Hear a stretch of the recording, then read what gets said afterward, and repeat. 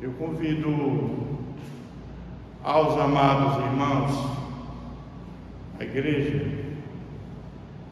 para a leitura da palavra de Deus, que se encontra em 1 Coríntios capítulo 13.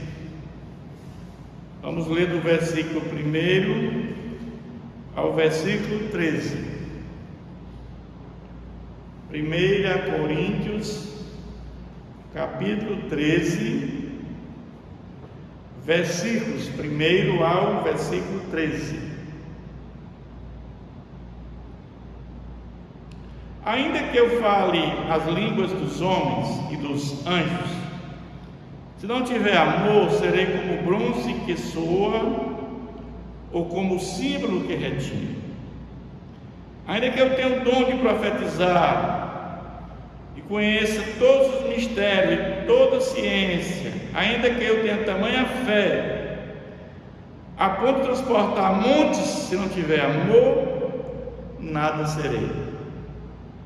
E ainda que eu distribua todos os meus bens entre os pobres, ainda que eu entregue o meu próprio corpo para ser queimado, se não tiver amor, nada disso me aproveitará.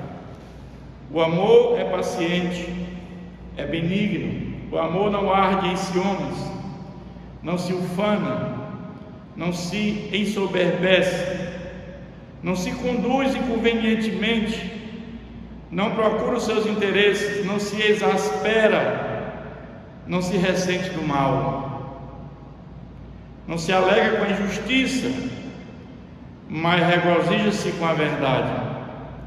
Tudo sofre, tudo crê, tudo espera, tudo suporta. O amor jamais acaba, mas havendo profecias desaparecerão, havendo línguas cessarão, havendo ciência passará. Porque em parte conhecemos, em parte profetizamos. Quando porém vier o que é perfeito, então o que em parte será aniquilado. Quando eu era menino, falava como menino, sentia como menino,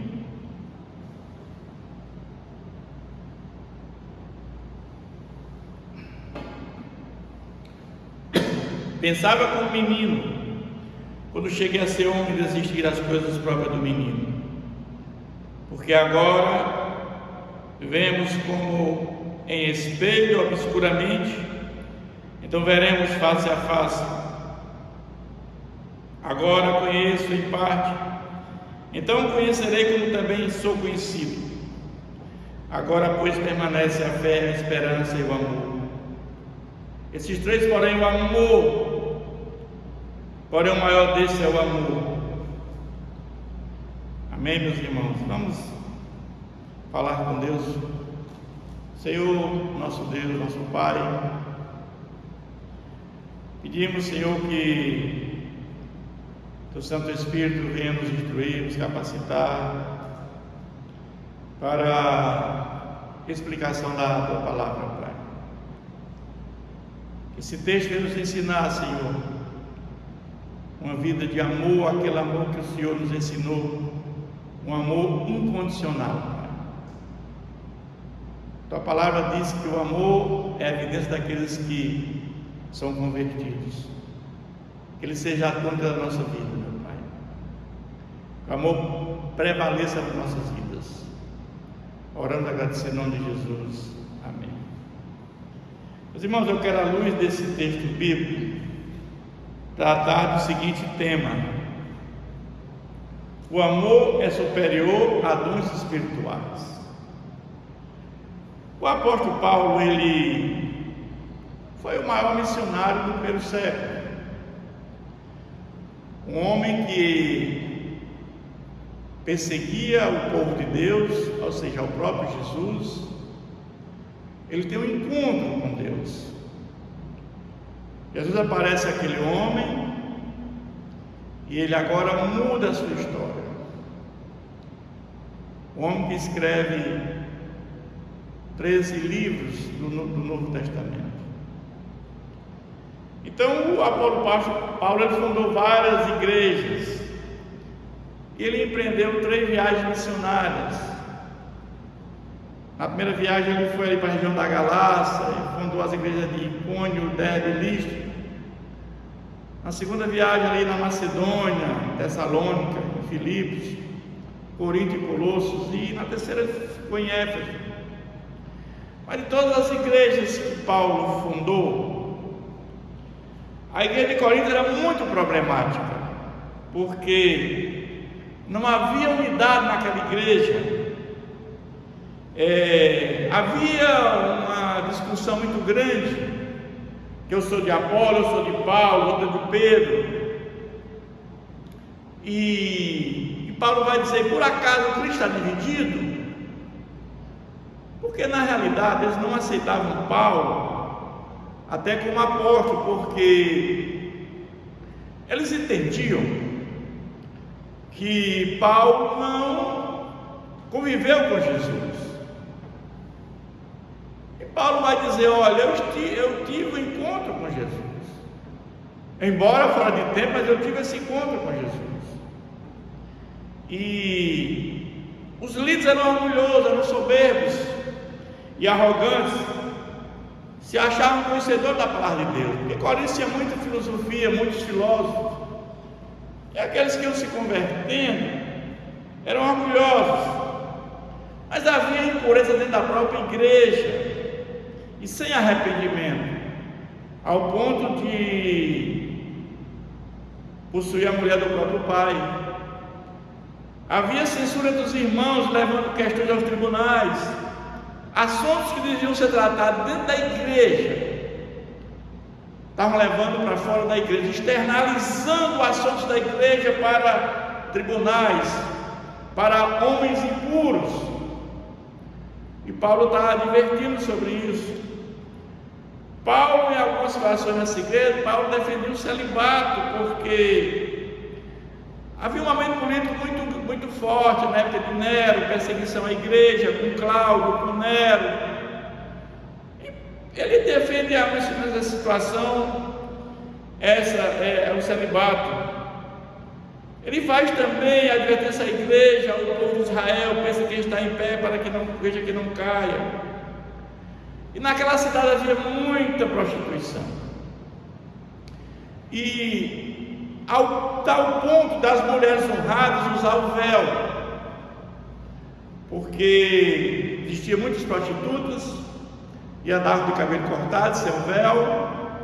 E para diferenciar daquelas mulheres, as mulheres honradas, casadas, as mulheres solteiras, virgens, elas usavam o véu para se contrapor àquela situação.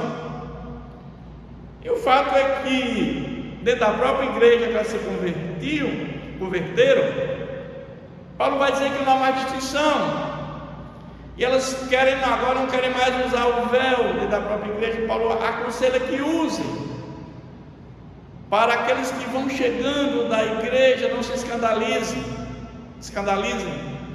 e que ela não seja pedra de tropeço para aqueles que estão chegando. Mas também havia divisões até na ceia do Senhor. Quando se reuniam para a ceia do Senhor, aqueles ricos, eles levavam comida, bebida, até se embriagavam, e aqueles que não tinham, eram pessoas mais pobres, eles não tinham nem sequer comida, ficavam com fome. Isso não era a ceia do Senhor. E Paulo vai falar sobre a questão da ceia, dizer como se deve dar a ceia do Senhor. Então nós vamos ver que era uma igreja problemática, e a igreja tinha dons espirituais, mas não tinha amor. Das igrejas que Paulo fundou, as igrejas que Paulo fundou, como nós explicitamos, elas tinham amor, e essa igreja não tinha, mas ela tinha dons espirituais, os dons dados pelo Espírito Santo: sabedoria, conhecimento, fé, dom de curar, operações de milagres, profecia, discernimento de espírito, variedade de línguas, capacidade para interpretá-las. Esses dons eles tinham, mas não existia amor na igreja. O dom de profecia é aquele que você explica e expõe a palavra de Deus, e Paulo vai dizer que esse dom é muito maior do que o dom de línguas, porque eles se regozijavam porque falavam em línguas, achavam aquilo muito importante. E Paulo vai dizer que o dom de profecia é muito maior do que o dom de línguas, é superior. Porque quem fala em línguas não fala para a igreja, não fala para os irmãos, fala com Deus. E se aquele irmão que está falando em língua não tiver alguém que interprete, não serve para nada. Se não tiver alguém que tenha capacidade para interpretar, ou se muitos falam em língua ao mesmo tempo, também não tem sentido. Tem que no máximo 3 e 1 de cada vez. É isso que Paulo vai dizer. Ele diz assim: no caso de alguém falar em outras línguas, que não sejam mais do que 2 ou quando muito 3, e isso sucessivamente, e haja quem interprete. Pois quem fala em outra língua não fala a homens, senão a Deus, visto que ninguém o entende, e em espírito fala mistério.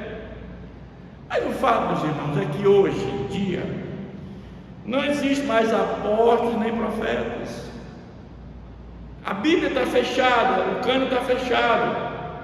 Nada pode ser acrescentado à palavra de Deus.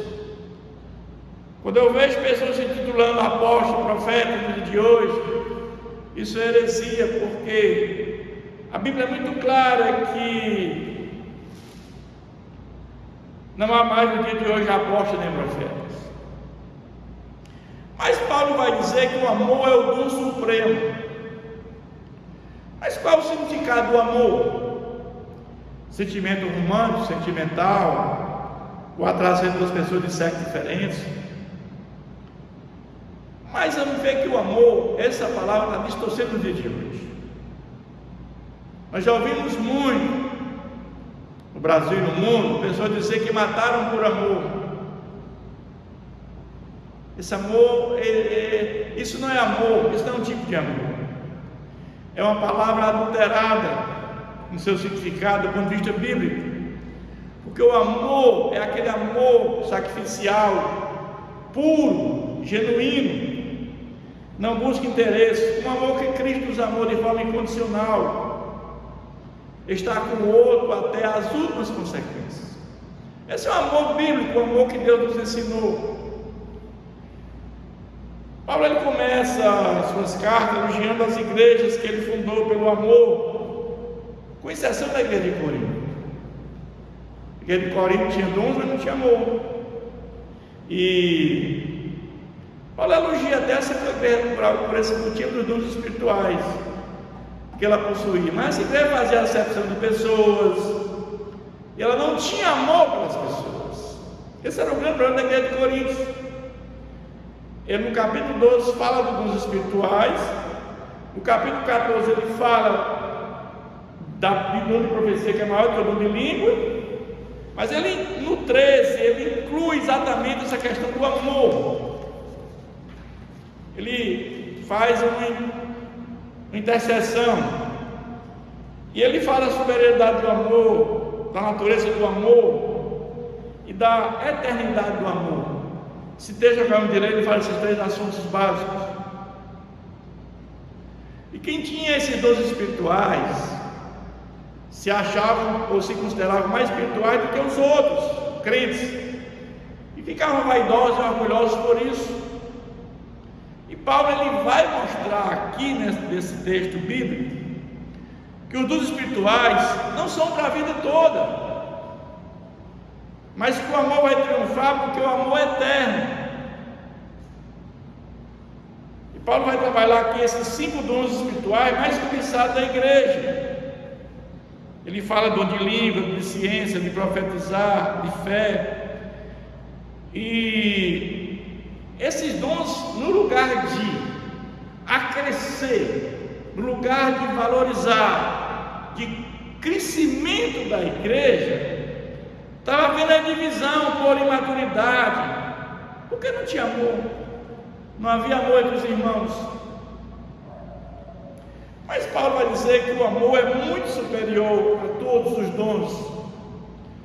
Ele vai dizer: sem amor ofendemos as pessoas. Ele fala que ainda que eu fale língua dos homens, dos anjos, se não tiver amor, serei como bronze que soa ou como símbolo que retine. Aqui Aqui nos parece que era um instrumento que era usado a um culto oferecido a deuses pagãos, e fazia uma coisa repetitiva, um barulho, um som. Era uma coisa repetitiva que as pessoas não aguentavam.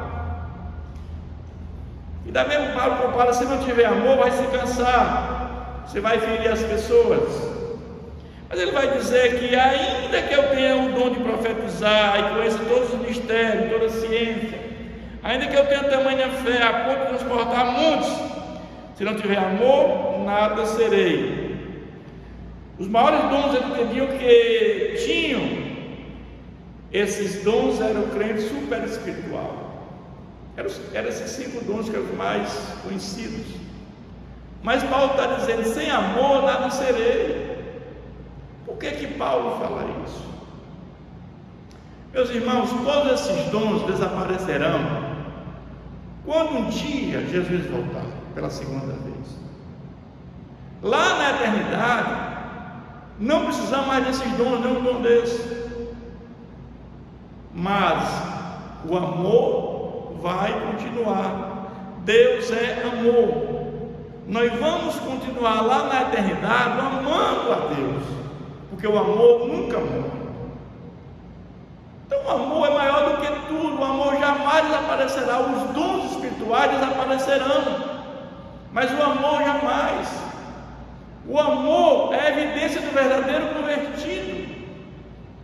A palavra de Deus diz: quem não ama não conhece a Deus, porque Deus é amor.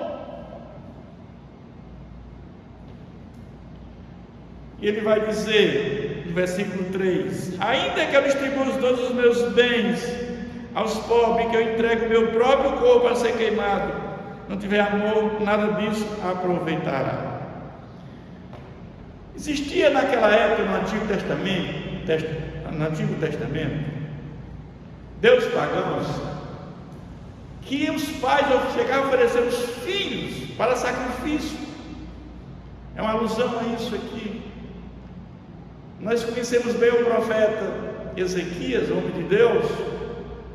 Seu pai, um homem que não seguiu a Deus, e ele foi um homem de Deus, mas seu filho Manassés foi um homem também que profanou o templo. Ele chegou a oferecer o seu filho ao deus pagão Moloque. Então, hoje não temos os homens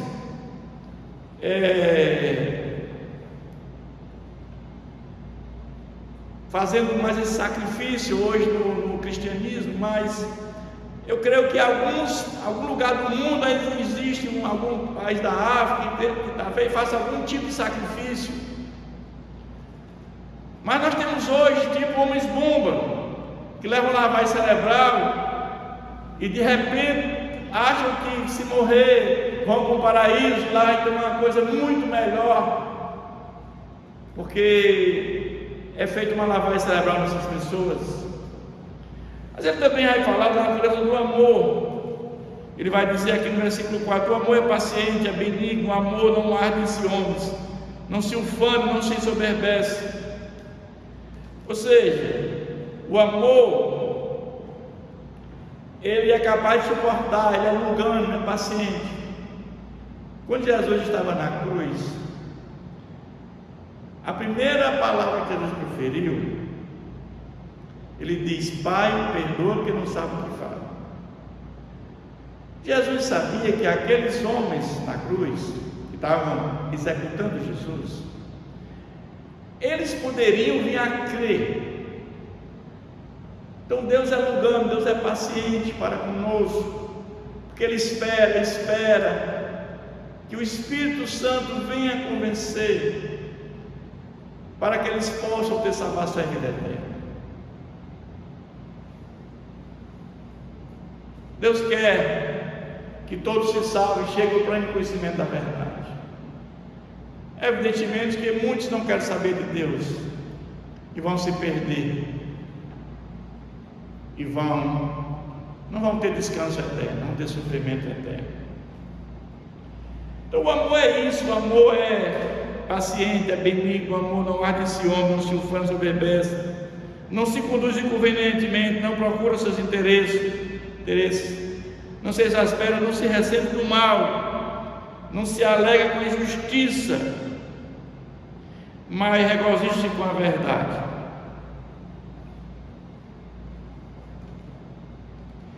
O fato é que quando havia aquele litígio entre eles na igreja, Paulo disse: se vocês não têm capacidade de entre vocês resolver as contendas, imagine que vocês vão julgar o mundo.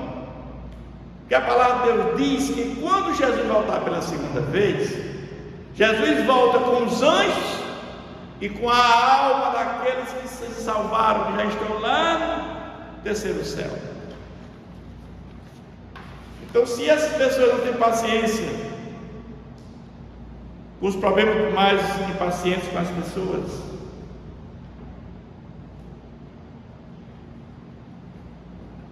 a palavra de Deus diz que devemos chorar com os que choram e se alegrar com os que se alegram. Mas tem muita gente que não se alegra com a vitória dos outros. Ele diz: coloca a necessidade do outro na frente dos seus interesses. Naquela igreja estava nascendo o Senhor, estava acontecendo a acepção de pessoas. Aqueles que tinham recursos estavam fazendo uma festa à parte, até se embriagando. E aqueles que não tinham recursos estavam passando necessidade. Quantas pessoas, meus irmãos, guardam ressentimento por pequenos problemas das igrejas? Estava havendo injustiça na igreja, desrespeito com o pai, e a igreja não estava sendo exortada. Mas o que o amor faz? Tudo sofre, tudo crê, tudo espera, tudo suporta.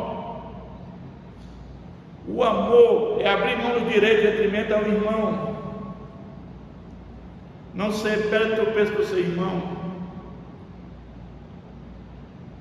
Eles estavam duvidando do apostolado de Paulo dentro da igreja, porque ele não tinha tido um encontro com Jesus. Mas o fato é que Paulo está dizendo: abra mão.